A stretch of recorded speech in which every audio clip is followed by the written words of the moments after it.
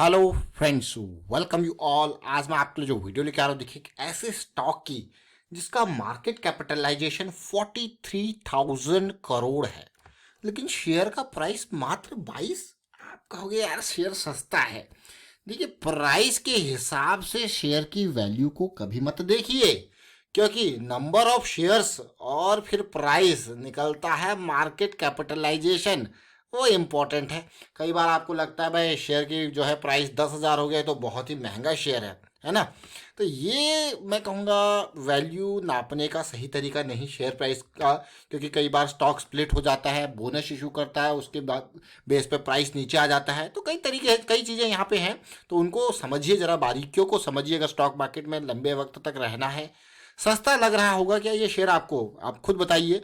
ये स्टॉक हमने पिछली स्विंग में जब कैप्चर किया था, इसने बढ़िया मतलब मज़ेदार रन दिया था। तो इस बार फिर से देखते हैं, और क्यों ये स्टॉक, इसके साथ एक और स्टॉक को देखेंगे, क्योंकि ये अकेला नहीं, इसके साथ हमारे पास एक और स्टॉक होता है, उसको भी हम साथ में बताने की कोशिश आपको करते हैं। और आगे बढ़ते हैं। आगे बढ़ने से पहले मैं आपको बता दूं, अगर आपने अब तक चैनल को सब्सक्राइब नहीं किया तो जल्दी से सब्सक्राइब कर लें, बेल आइकन को प्रेस कर लें, जिससे आपको नोटिफिकेशन आती रहेगी। प्राइस सेक्शन सीखने के लिए आप मेंबरशिप ज्वाइन कर सकते हो, ज्वाइन बटन पर क्लिक करके।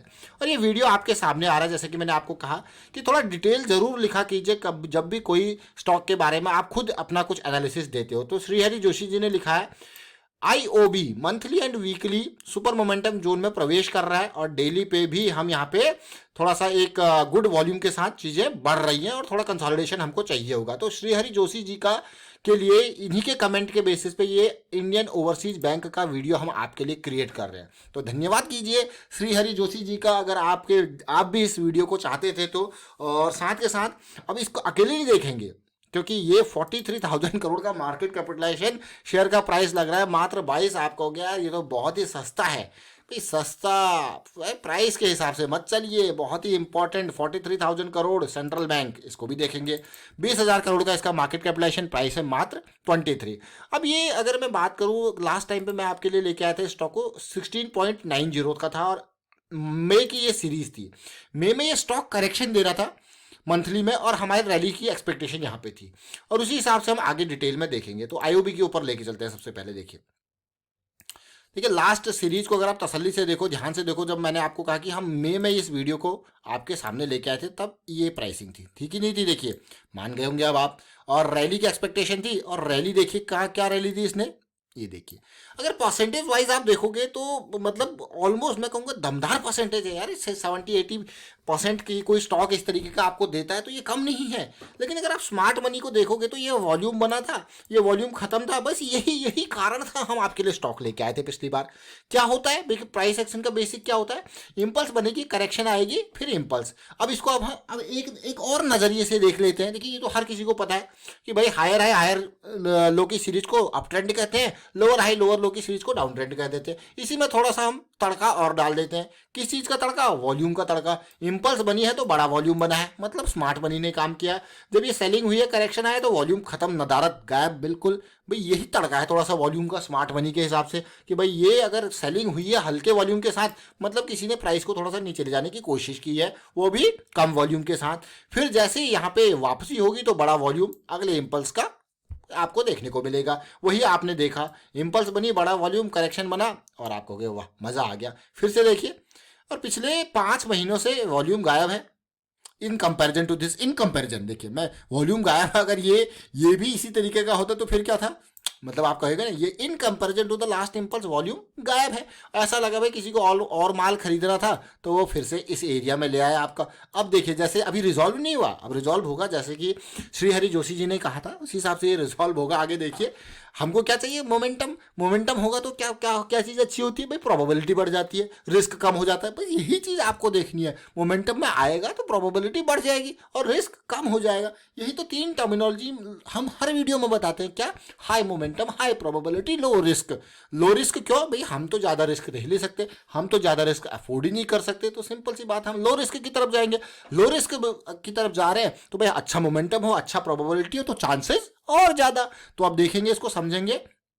फिलहाल आपने देख लिया होगा कारण, वीडियो क्यों आपके सामने आया, बिल्कुल बेसिंग हो रही है यहाँ पे। और हम, अच्छी बात, पिछली बार तो हम क्या कहते हैं, एमएसीडी में भी नीचे थे, इस बार तो हम एमएसीडी में भी ऊपर है, तो मतलब बहुत ही और भी एक सोने पे सुहागा वाली बात मैं कहूँगा। ये देखिए, अब वीकली चार्ट को देखते हैं। जब लास्ट टाइम पे हम वीडियो लेके आए थे आपके लिए, क्या कैंडल बनी थी, मतलब अमेजिंग, ये वाली कैंडल बन चुकी थी। पर यही कारण था हमने वीडियो आपके सामने प्रस्तुत कर दिया था। ये कैंडल, अगर मैं आपको कहूँगा कि उस वीडियो को देखोगे ना आपको बहुत मजा आएगा। क्यों? देखिए हम यहाँ पे वीडियो जब आपको क्रिएट करते हैं ना, तो मुझे नहीं लगता कि अगर किसी का इंटरेस्ट नहीं होगा ना इन चीज़ों में, इनके बारे में शेयर करने के बारे में, और तो कोई इतनी वीडियोस क्रिएट नहीं कर सकता। अगर आप हमारी सीरीज में देखो तो मतलब हजारों की संख्या में वीडियो हमने अपने चैनल पे क्रिएट कर रखी है। अगर इंटरेस्ट नहीं होता तो डेफिनेटली मुझे लगता नहीं कि कोई इतनी मेहनत कर सकता है। तो जब आप चीज़ों को करने में ना एंजॉय करते हो, मज़ा आता है ना, तभी आप ऐसी चीज़ें कर सकते हो। अदरवाइज मुझे लगता नहीं कि कोई यहाँ पे इतनी मेहनत करके कुछ ही दिन में वो साइड में बैठा के बंद कर देगा। लेकिन ये देखिए, मतलब मज़ा आना चाहिए काम को करने में। और ये देखिए, ये इंपॉर्टेंट, ये अब आप हो गया यार वाह, पिछली बार का रैली, अगर परसेंटेज टर्म में बात करूं मैं पिछली बार की रैली की, तो ये रैली को अगर आप देखोगे तो जैसे मैंने कहा कि 60-70%, ये 76 से 80% के अराउंड ही गया कि नहीं गया। चलिए मैं ये नहीं कहूँगा कि आपने सारा बुक कर लिया, चलिए 50% तो इसमें से आपने ले लिया होगा। अगर आपने लिया कि नहीं लिया भाई कमेंट के थ्रू जरूर बताएं, पिछली स्विंग में आपने कितना लिया, कमेंट कीजिए, थोड़ा सा हम भी मोटिवेट होंगे। अब वीकली की बात करते हैं, फिर से आते हैं हम जोन में। कहाँ पे आ गए? जोन में। देखिए बिल्कुल बढ़िया जोन है कि नहीं है, देखिए बढ़िया जोन। धीरे धीरे आपको लग रहा होगा डिमांड बढ़ रही है। एक वॉल्यूम थोड़ा सा गायब है, मुझे एक वॉल्यूम चाहिए। वॉल्यूम कैसे आएगा? जब वॉल्यूम चाहिए तो ये टावर भी पार होगा, ये वाला रेंज जो बॉक्स मैंने बनाया आपके सामने, जब वो ये पार होगा तो फिर क्या चाहिए होगा इसमें? एक pull back kind of situation. तो थोड़ा सा, और उससे उससे अच्छी बात देखिए, नेक्स्ट पॉजिटिव थिंग, जैसे कि लास्ट टाइम पे हम यहाँ गए थे और ये एरिया कंसोलिडेशन का मिलेगा, तो ये पार होगा तो हम कहाँ पहुंच गए? सुपर मोमेंटम एरिया में। जैसे कि श्रीहरि जोशी जी ने कहा, श्रीहरि जोशी जी ने क्या कहा कि हम 60 को पार करेंगे तो फिर यहाँ पे अगर थोड़ा हॉल्ट भी मिल जाएगा तो मजा आ जाएगा। देखिए यही चीज हम भी कह रहे हैं, और जो रेगुलर व्यूअर है मुझे लगता है कि हाँ वो आप भी इतना सीख गए होंगे भाई। आरएसआई कॉन्सेप्ट जो हम यूज करते हैं, एंड्रू कार्डवेल जी की एक कॉन्सेप्ट है, रेंज शिफ्ट की थ्योरी है। आप अगर रेगुलर वीडियोस हमारे देखो तो हम बार बार बात करते हैं आरएसआई की, रेंज सेफ्टी की थ्योरी की। तो बहुत इंपॉर्टेंट ये कॉन्सेप्ट है। मैं आपको ये कहूंगा कि देखिए मेंबरशिप की सीरीज में हमने बिल्कुल आसान तरीके से आरएसआई की रेंजेस के बारे में आपको बता रखा है।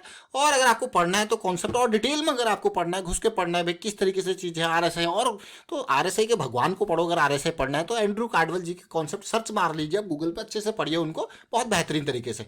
और किसकी बात करते हैं हम? वाइकॉफ की बात करते हैं। वाइकॉफ के कॉन्सेप्ट आप पढ़ सकते हो गूगल से अच्छे से समझ के, लेकिन पढ़ने से कुछ नहीं होगा, जो होगा प्रैक्टिस करके और फिर रियल टाइम में चार्ट्स में देख के जब आप रेगुलर बेसिस पे देखोगे। और एक और इंपॉर्टेंट बात चलते चलते और कर लेते हैं, वो बात यह है, देखिए आप ना बहुत छोटे टाइम फ्रेम्स को 1 मिनट 5 मिनट इनको जब यूज करोगे ना, तो ये जो स्ट्रक्चर होते हैं बहुत जल्दी जल्दी बनते हैं। तो आपकी लर्निंग एक क्रैश कोर्स होता है। ये देखिए बहुत जल्दी जल्दी आप सीखते हो कि किस तरीके से स्ट्रक्चर बन रहे हैं, कितना टारगेट एरिया फोकस करना है। तो इनको देखो, इनको फोकस करोगे तो मजा आ जाएगा। और इंडेक्स में चाहे निफ्टी और बैंक निफ्टी के साथ कर लोगे तो और भी बढ़िया लर्निंग होगी रियल टाइम वाली।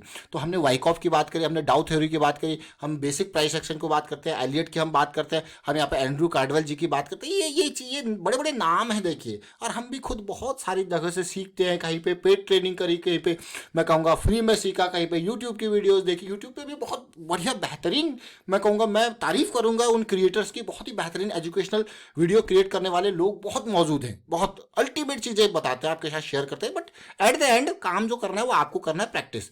चलिए भाई ये तो आपके लिए सजेशन हमने दे दिया, लेकिन अब हम डेली टाइम फ्रेम पे भी जाएंगे।